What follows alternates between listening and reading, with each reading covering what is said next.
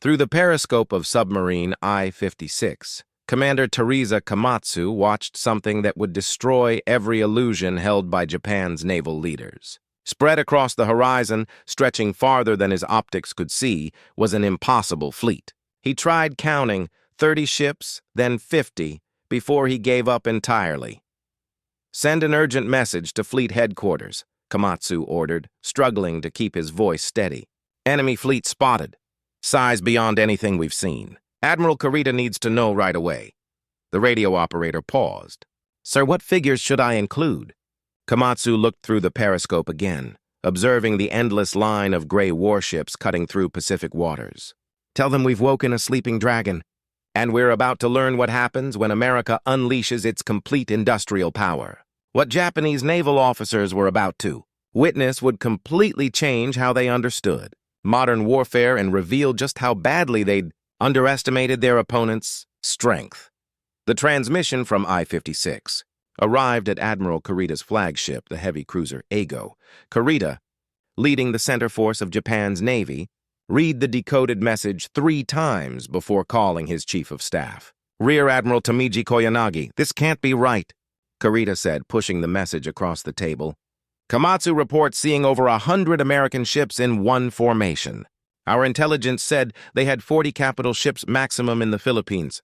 Koyanagi examined the message, his face growing dark. "Perhaps the submarine commander counted escort ships, sir. Destroyers and smaller vessels. He specifically mentioned 6 fleet carriers." "6, Koyanagi. We destroyed 4 American carriers at the Philippine Sea battle 3 months ago. How can they have 6 carriers now, plus battleships, cruisers, and dozens of support vessels?" The answer lay in American shipyards that Japanese intelligence had completely failed to understand. While Japan's naval construction had basically stopped after 1942 due to lack of materials, American shipyards had increased production to levels that seemed economically impossible. Kurita received confirmation from 3 more submarines. Each reported massive American fleet groups. I-45 counted 18 carriers, a figure Kurita first thought must be wrong. I-58 reported 12 battleships. I-54 simply transmitted, "American fleet strength exceeds all previous estimates by 3 times or more." In the underground command center beneath Tokyo's Navy Ministry, Admiral Somu Toyota, commander of the combined fleet, called an emergency meeting.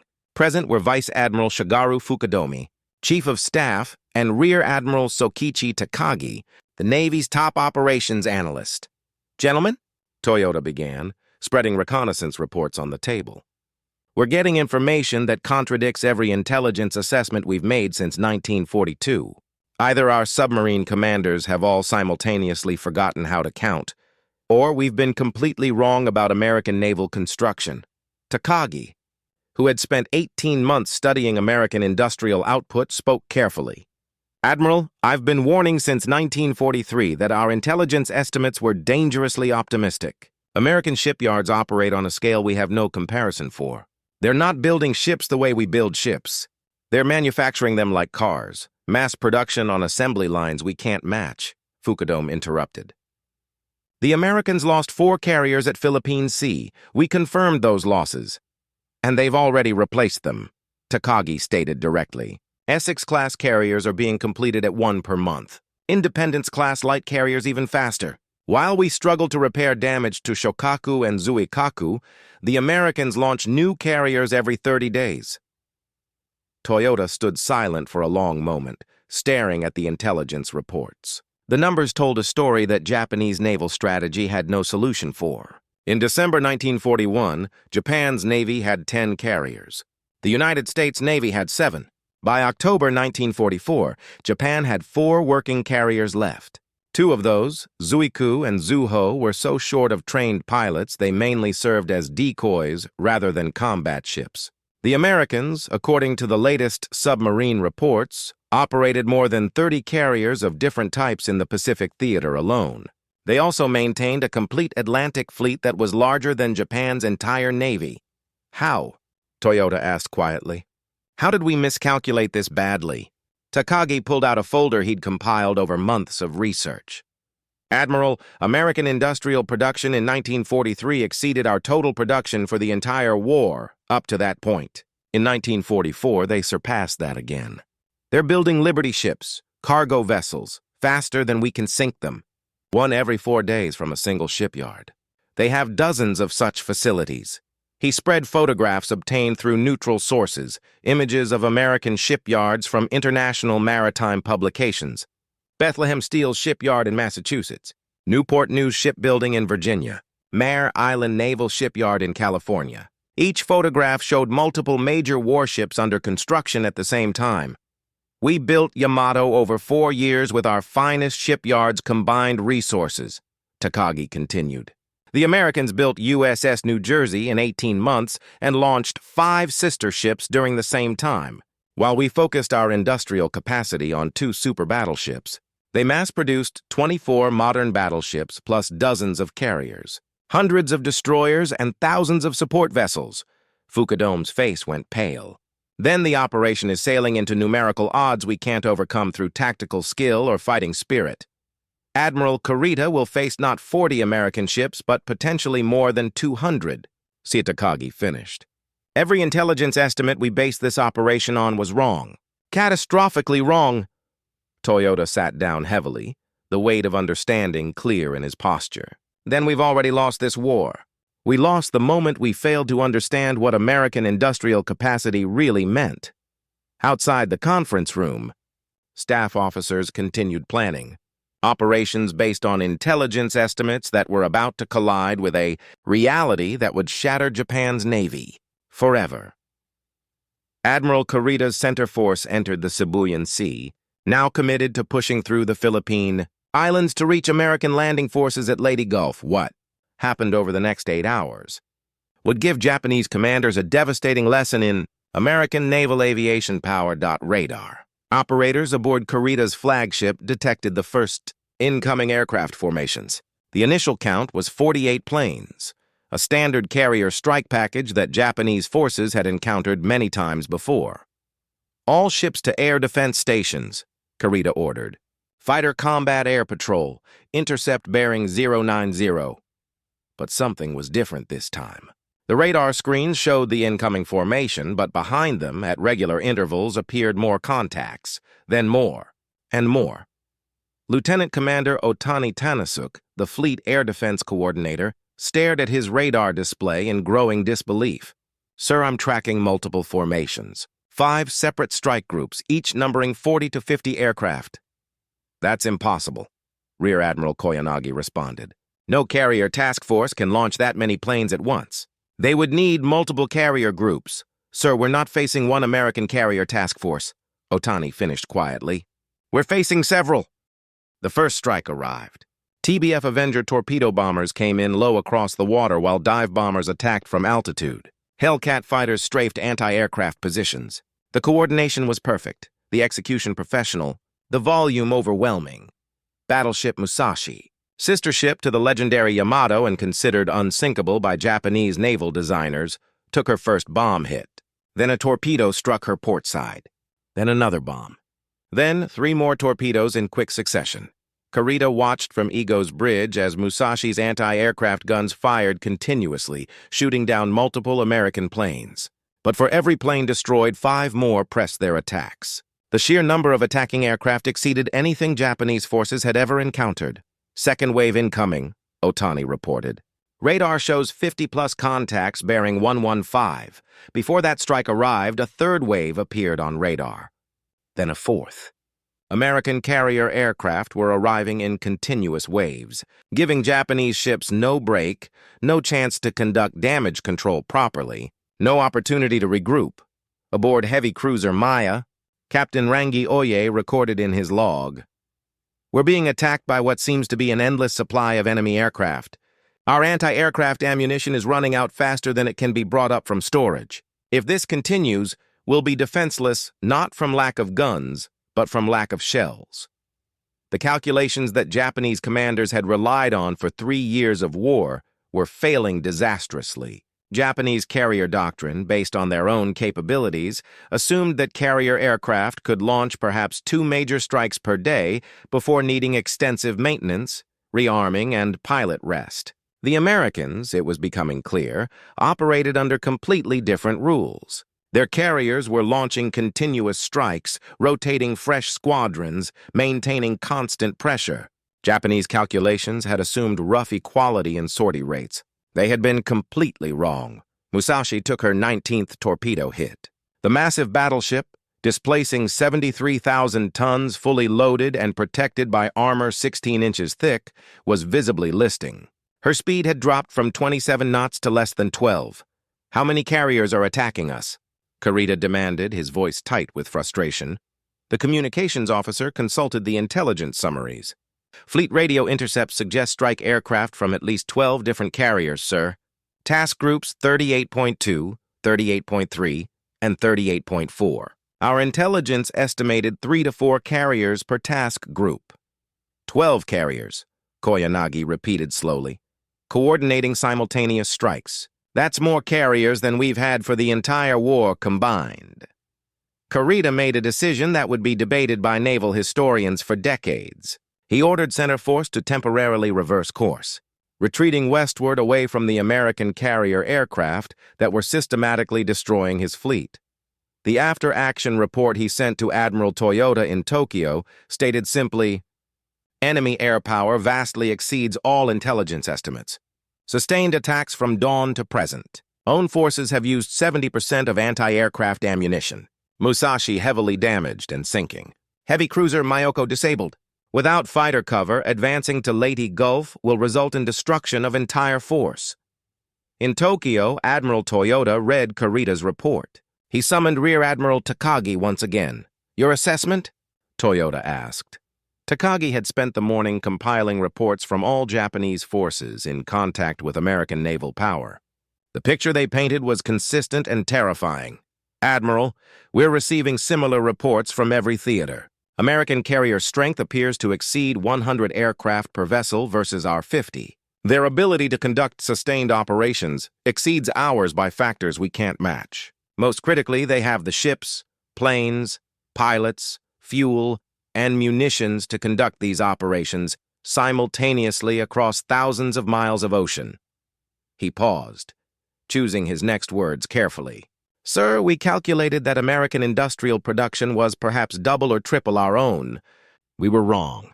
It's not double or triple. It's 10 times our capacity, perhaps more. They're not just outproducing us. They're operating on a scale that makes our entire war effort seem insignificant." Toyota stood at the window overlooking Tokyo, watching the city that had already survived multiple bombing raids.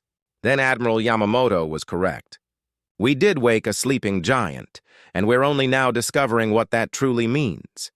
By nightfall, battleship Musashi had capsized and sunk, taking over 1,000 officers and men with her. The vessel that represented the peak of Japanese naval design, more heavily armed and armored than any ship afloat, had been destroyed by American carrier aviation through sheer overwhelming force. Japanese commanders were learning a terrible lesson. In industrial warfare, quality cannot overcome quantity when the quantitative advantage becomes large enough. And America's advantage wasn't just large, it was impossible to overcome. The Battle of Leyte Gulf had concluded with the near-total destruction of Japan's navy as an offensive force. But the true devastation wasn't merely in ships lost or sailors killed. It was in the complete shattering of Japanese naval officers' belief in their ability to influence the war's outcome. Vice Admiral Takajiro Onishi, commander of the 1st Air Fleet in the Philippines, held an extraordinary meeting with his staff officers at Mabalacat Airfield. What he proposed would become both a symbol of Japanese desperation and proof of how thoroughly American industrial power had broken Japanese conventional military capabilities. "Gentlemen," Onishi began, his voice carrying the weight of terrible certainty, "I've reviewed our combat losses from the past 3 days. Of 347 aircraft sent against the American fleet, 289 have been lost. Our remaining aircraft number fewer than 60 operational fighters and bombers combined." He paused, letting the magnitude of those numbers sink in. In 3 days, the 1st Air Fleet had been effectively destroyed, but the American fleet continued operations with barely reduced strength. The Americans have lost perhaps 30 aircraft, Onishi continued. Yet they continue launching strikes with the same intensity as the first day. How is this possible? Because they have more aircraft than we can destroy, faster than we can destroy them. Every carrier we damage is replaced. Every plane we shoot down is replaced. Every pilot we kill is replaced. We're fighting an enemy whose ability to absorb losses exceeds our ability to inflict them. Lieutenant Commander Nakajima Tadashi, one of the First Air Fleet's most experienced pilots, spoke carefully. Sir, are you suggesting we can't win through conventional tactics? I'm stating that conventional tactics have become meaningless, Onishi replied bluntly. When the enemy has 10 times our numbers and can replace losses at rates we can't match, skill and courage become insufficient. We need tactics that don't require returning pilots, that don't require maintained aircraft, that maximize damage per mission regardless of survival. The room fell silent as officers grasped the implication. Onishi was proposing organized suicide attacks, transforming pilots into guided missiles, aircraft into manned bombs. What would become known as the kamikaze strategy was born not from fanatical devotion, but from cold calculation of impossible mathematics. In Tokyo, Admiral Toyota received Vice Admiral Onishi's formal proposal. The document was remarkable for its clinical analysis of Japan's situation. American carrier task forces now operate with such numerical superiority that conventional attacks can't achieve decisive results. A standard torpedo squadron of 9 aircraft, if all reach the target, might damage one vessel. The same 9 aircraft used as special attack units could potentially sink or severely damage multiple ships. Given that pilot survival rates in conventional attacks have fallen below 15%, the sacrifice of return capability in exchange for increased effectiveness becomes strategically rational. Toyota read the proposal 3 times. The logic was sound, and that was what made it so horrifying. Japanese naval aviation had been reduced to calculations where pilot death was simply another variable in combat effectiveness equations. Toyota met privately with Rear Admiral Takagi. Tell me honestly, Toyota asked, is Onishi correct? Have we truly reached the point where this is our only effective option? Takagi's response was measured but devastating. Admiral, the Americans currently operate approximately 90 carriers of various classes in the Pacific. They have more than 10,000 combat aircraft assigned to naval aviation alone. We have 4 operational carriers, fewer than 200 carrier-qualified pilots remaining, and aircraft production that can't replace combat losses. He spread intelligence summaries across the desk. Furthermore, American air defenses have evolved. Their carrier task forces now operate with coordinated radar picket destroyers that provide early warning. They maintain continuous combat air patrol with dozens of fighters. Their anti-aircraft fire control has improved dramatically. A conventional attack formation now requires penetrating multiple defensive layers, each capable of destroying significant portions of the attacking force before reaching the target. And special attack units? Toyota asked quietly. A single aircraft diving at high speed is difficult to stop. Even if defensive fire damages the aircraft, momentum can carry it to the target. The mathematics favor the attacker in ways that conventional tactics no longer do. It is, Admiral, the rational response to overwhelming material disadvantage. The formal authorization for organized special attack operations was issued. The order's introduction, drafted by Admiral Toyota himself, was brutally honest about the circumstances that made such measures necessary. The enemy's material superiority has reached levels that negate the effectiveness of conventional tactics. Standard attack methods result in unacceptable losses without proportional damage to enemy forces. Special attack operations represent a tactical adaptation to numerical realities we can't otherwise overcome. The first official kamikaze units launched from Philippine airfields. 24 pilots took off, knowing they wouldn't return. 13 reached American carrier formations. 5 struck vessels, sinking the escort carrier St. Lo and damaging 3 others.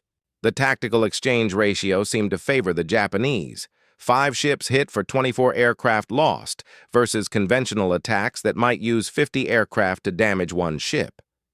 But this calculation ignored the fundamental reality. Japan was trading irreplaceable trained pilots for damage to a fleet that America could repair and replace within months. At Mabalacat Airfield, Flight Operations Officer Lieutenant Yinoko Fumahro watched the kamikaze pilots depart and recorded in his diary, "We send these men to die because we can't afford to send them to fight and return. The Americans have forced us to this by making survival itself a luxury we can't sustain. This is what defeat looks like, not the moment of surrender, but the moment when your only viable tactic is to stop trying to survive." In Washington, American naval intelligence officers analyzed reports of the new Japanese tactics with a mixture of horror and grim recognition. One intelligence summary stated, "Enemy use of suicide attacks represents not fanaticism, but rational adaptation to resource constraints we've imposed. They've calculated that we can absorb their conventional attacks indefinitely. This new approach suggests they understand they're losing and are attempting to maximize casualties before inevitable defeat. The kamikaze strategy would sink or damage hundreds of American vessels over the following months, but it wouldn't change the war's outcome. For every ship damaged, American shipyards launched replacements. For every casualty inflicted, American training programs graduated new sailors and pilots. Japanese commanders had discovered the cruelest truth of industrial warfare. Even suicide, employed systematically as a military tactic, couldn't overcome an enemy whose production capacity exceeded your entire national economy.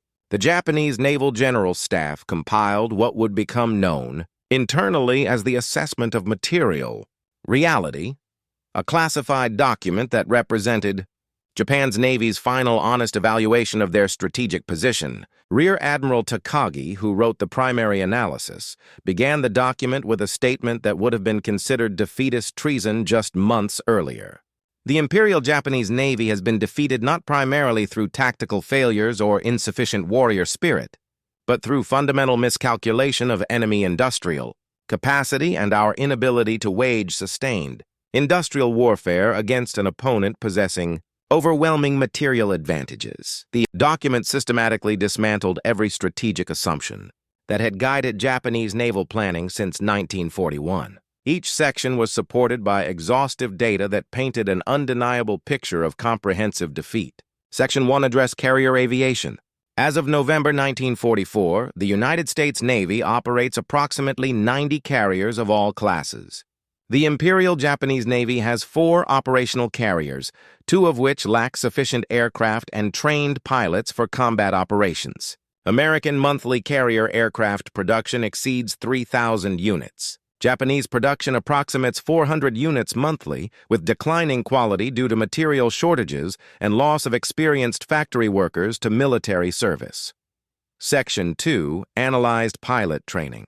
American pilot training programs graduate approximately 2,000 qualified naval aviators monthly from facilities operating across the continental United States.